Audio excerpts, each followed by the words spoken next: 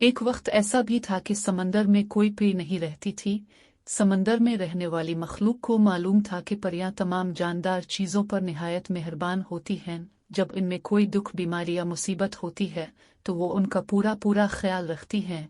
इसलिए सब रंजीदा थे कि हमने ऐसी क्या खता की है जो हमारे यहाँ परियां आकर नहीं रहती। चुनांचे समंदर के सारे रहने वालों ने प्रिस्तान में अपना एलची भेजा और वहां के बादशाह से दरख्वास्त की कि कुछ परियां समंदर में भी बसने के लिए भेज दी जाएं ताकि हमारे आले वक्तों पर काम आ जाएं। एलची जब प्रिस्तान के बादशाह की खिदमत में हाजिर हुआ तो उसने अर्ज की, जो परियां हमारे यहाँ आकर रहेंगी हम उनके साथ निहायत मेहरबानी से पेश आएंगे और उन्हें खुश रखने में हत्ता अल मकदूर कोई कसर नहीं रखेंगे। बादशाह अपनी दरबारी परियों से मुखातिब होकर बोला, तुमने सुना, समंदर का एलची हमारे पास किया दरख्वास्त लेकर आया है। अब बताओ, तुम वहां जाना और नीले समंदर के पानी के नीचे रहना पसंद करती हो? परियों ने कांप कर कहा, हम वहां जाने और रहने के लिए बिल्कुल तैयार नहीं, हम यहीं खुश हैं।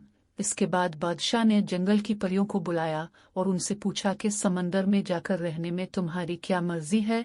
वो भी सब सर हिलाकर कहने लगे कि ये हरे भरे जंगल, फलों फूलों से लदे हुए बागान, इनमें बोलती चिड़ियां और खेले करते हुए जानवर छोड़कर कहीं जाना हमें गवारा नहीं। बादशाह ने इसी तरह बारी बारी तमाम परियों की मर्जी मालूम की और सबसे समंदर में जाने से खुलम खुला इनकार कर दिया। अब सिर्फ पानी की परियां रह गई थीं। आखिर में बादशाह उनकी तरफ मुखातिब हुआ और ये देखकर हर एक को हैरत हुई कि वो बिला झिझक फौरन तैयार हो गईं और कहने लगे, हम तो खुदा से चाहते थे कि किसी तरह उन नदी नालों, तालाबों, कुओं और बाउलियों से बाहर निकलें। घर बैठे हमारी मुराद पूरी हुई। इतने लंबे चौड़े और गहरे समंदर का किया कहना है। हमारे उछलने कूदने भागने दौड़ने के लिए इससे ज्यादा अच्छी कौन सी जगह हो सकती है?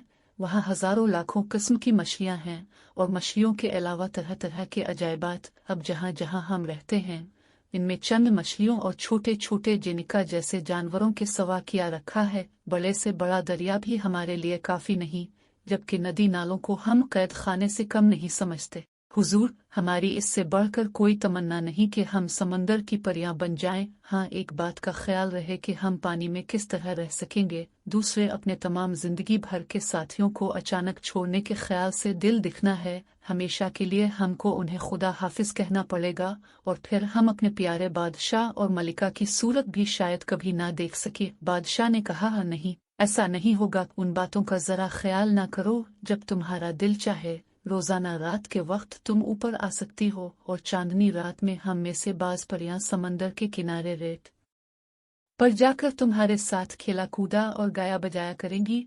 लेकिन दिन में हम सब अपना अपना काम करेंगे। अलबत्ता हमारा एक दूसरे से मिलना दुश्वार है।